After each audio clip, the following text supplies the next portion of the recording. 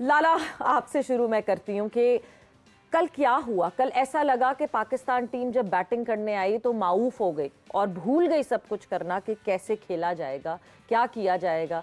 जो आया उसने सोचा मैं अकेला ही शॉट मार दूंगा, सिंगल डबल, तो कहीं किसी ने पार्टनरशिप बिल्ड करने का सोचा ही नहीं। सवेरे जिस तरह आपने कहा कि कहने को तो बहुत कुछ है।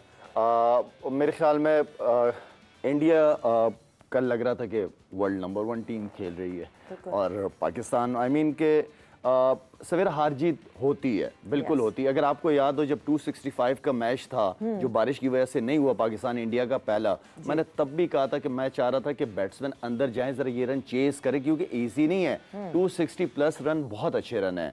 अच्छा, कल क्योंकि इंटेंट नहीं था वहां पे बैट्समैनों की तरफ से, कोई चीज ऐसी मुझे नजर नहीं आई कि यार वो जीतने के लिए कोई एफर्ट लगाने के लिए वो एक बॉडी लैंग्वेज आपको बता देती है। अगर कल पाकिस्तान टीम चलो हार जाता कोई बात नहीं, लेकिन 280 290 रन करके नजर तो आते नहीं कि हमारे पास बैट्समैन है। ठीक है, कंडीशन मुश्किल थी, सेकंड इनिंग और ये और वो, लेकिन आउट क्लास कर दिया। जिस तरह मैंने आपको कहा कि इंडिया के जो बॉलर से खासतौर पे बुमराह के आने के बाद उनका कॉम्बिनेशन बहुत जबरदस्त हो गया। और बार बार बात हो रही थी टॉस के ऊपर के बाबर ने टॉस जीत के क्यों पहले बॉल, पिच ने वैसे पिच वही था, सिर्फ बॉलर्स की लाइन और लेंथ में फर्क था। पिच मेरा नहीं ख्याल कि कोई चेंज हुआ। उनके स्पिनर्स हैं क्या जबरदस्त तरीके से, क्या नाम है, कुलदीप यादव, कितनी जबरदस्त बॉलिंग की उसने, विकेट टू विकेट उसने टर्न भी किया, उसने कॉन्फिडेंस के साथ, वो बड़ी हिट खाने से भी नहीं डर रहा था। तो आपको चांसेस लेने पड़ते हैं। तो उनकी बॉलिंग, बॉलर्स ने जो बॉलिंग की है वो पिच को इतना जबरदस्त यूटिलाइज किया उनके फास्ट बॉलर और स्पिनर्स ने, जो कि बहुत बड़ी कमी नजर आई हमारी बॉलिंग में। हमारी बॉलिंग में वाकई मुशी भाई, अगर बॉलिंग की बात करें, बॉलिंग से ही शुरू करते हैं, अपनी डिस्कशन को आगे बढ़ाते हैं, क्योंकि बॉलिंग सबसे पहला चैलेंज वाज बॉलिंग। बट क्योंकि बॉलिंग रेगुलरिटी में हमें मैचेस जितवाती रही है, तो मेरे ख्याल से कभी कभार batters need to stand up to the occasion as well. मगर जब बॉलर्स की बात करते हैं, 350 plus in this ground, that has been a record in itself. क्योंकि यहाँ पे जो है 280 प्लस 290 का टारगेट प्रेमदासा में आज तक चेज हुआ है। ऑल टुगेदर इंडिया की, ऑल टुगेदर श्रीलंका की बात करें तो कोई लगभग 330 का जो टारगेट है वो चेज हुआ है, विच मीन्स ये उन सारी पार से ऊपर था। सो सबसे पहले bowling, what went wrong with our bowlers. एक शायद जहां थोड़ा सा चैलेंज किया, दैट वाज नसीम शाह, मगर थोड़े से चैलेंज के बाद वो भी वेवर्ड हो गए। बात इंडियन बॉलर्स की बात करें तो स्विंग से ज्यादा उनका फोकस था on the length that we will use, whether shorter length, whether full length, मगर लेंथ पे फोकस करना था। हमारे बॉलर्स मिस द ट्रिक।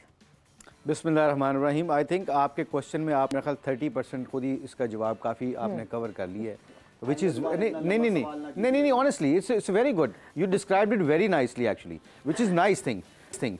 उसमें पता है क्या है, एक सीनियर याद आ गया। नहीं उसमें पता है, नहीं इसमें पता है क्या है, बात आपने बिल्कुल ठीक की है और बड़ा अच्छा डिस्क्राइब किया है। Coming back, let me take you guys memories, आपकी जो मेमोरीज को वापस लेके जाते हैं। विराट कोहली ने दुक्के मारे हैं जी। अच्छा, ये दुक्के करते क्या हैं, ये क्रिएट्स यू फ्रस्ट्रेशन, आपके अंदर इतनी बिल्टअप हो जाती है कि अमाम ने एक थ्रो की, इसने भी ऐसे, आपने देखा होगा मैच में, उसने एक हाथ के साथ ना ऐसे झटका दे के किया कि ये क्या हो रहा है, किसी ने कवर नहीं किया। फिर उसके बाद 2-3 लड़कों, उनके फ्रस्ट्रेशन आपने देखी होगी कि उन्होंने बैकअप नहीं कर रहे थे। ये जो फ्रस्ट्रेशन होती है ना, जो हम कहते हैं कि ये इंटेंट नहीं था जी। क्यों कहते हैं गुस्सा हराम है, गुस्से में फैसले नहीं किया करते।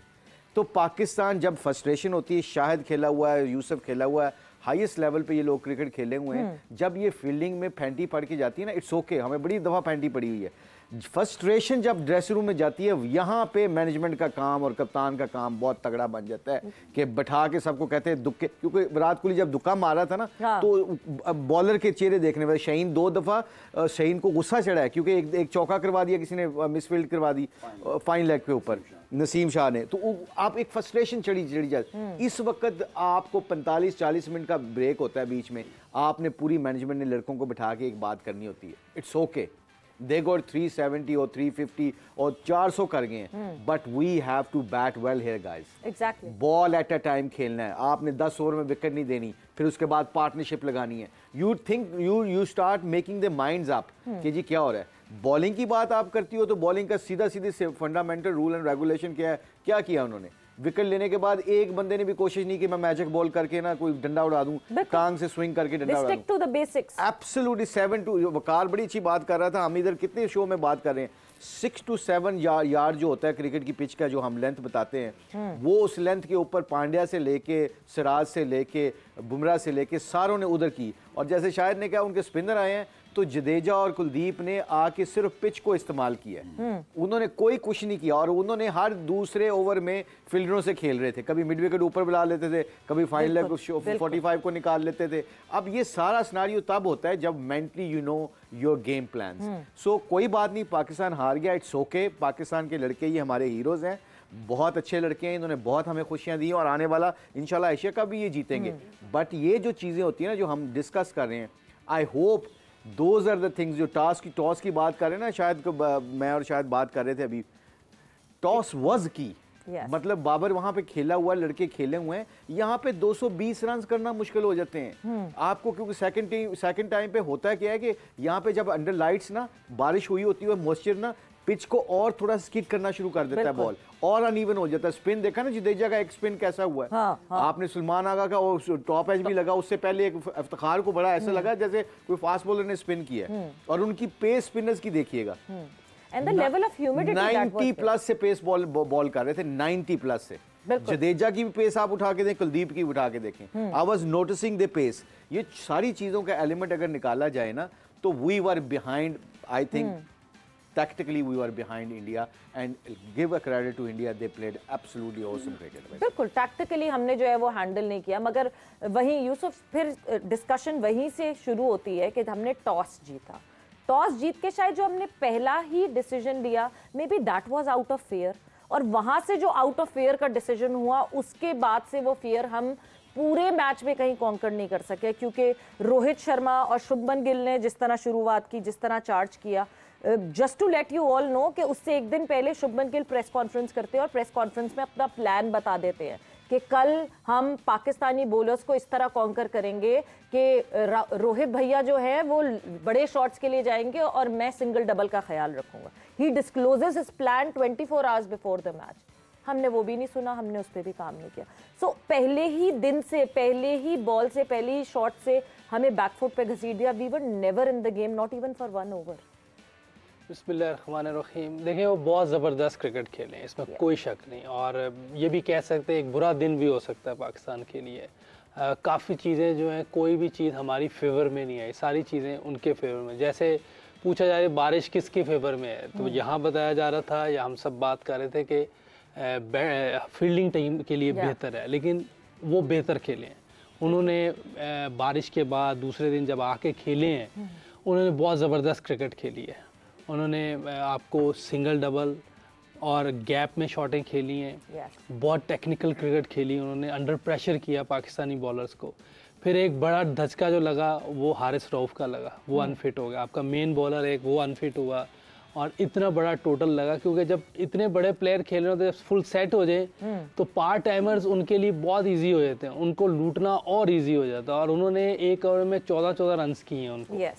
और प्रेशर और गया। फिर आप जो मेन बॉलर आता है उस पर भी रन्स करने आसान हो जाते हैं। उनकी बारी ऐसे लग रहा है जैसे विकेट बिल्कुल इजी है। अगर आप देखें 357 अलग विकेट पे खेल रहे हो, 357 रन्स वैसे ऐसे बनते भी नहीं है। विकेट में भी थोड़ी बहुत बेहतरी थी और बॉलर्स भी हमारा एक अनफिट हुआ है और वो 2 खेले भी एक्सेप्शनल क्रिकेट है, इसमें कोई शक नहीं है।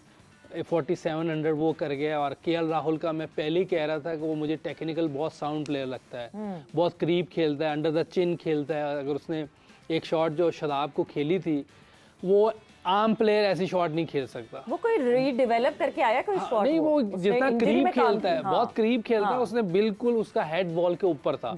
अगर थोड़ा सा भी दूर होता तो वो टॉप एच लग सकता था। मुशी भाई क्योंकि खुद लेग स्पिनर है, शायद भी अगर आप थोड़ा दूर से ऑन ड्राइव मारेंगे, ऑन ऐसे वो भी फुल खेलेंगे तो वो ज्यादातर चांस ये होता है कि खड़ी हो जाए। लेकिन कितना अच्छा उसने शॉट खेला है। तो ये सारी चीजें अगर आप देखें तो उनको क्रेडिट जाता है, उन्होंने बहुत जबरदस्त क्रिकेट खेली। और बाद में अंडर लाइट में बॉल, एक तो बॉलर अच्छे थे, हम खुद सारे एडमिट कर रहे हैं, बुमराह वर्ल्ड क्लास बॉलर है, सिराज नंबर 2 है रैंकिंग में वनडे में। वर्ल्ड और क्लास तो टेस्ट हमारे बॉलर्स भी हैं। नहीं, अब उनकी खत्म हो गई ना बात। अब इधर की बात है।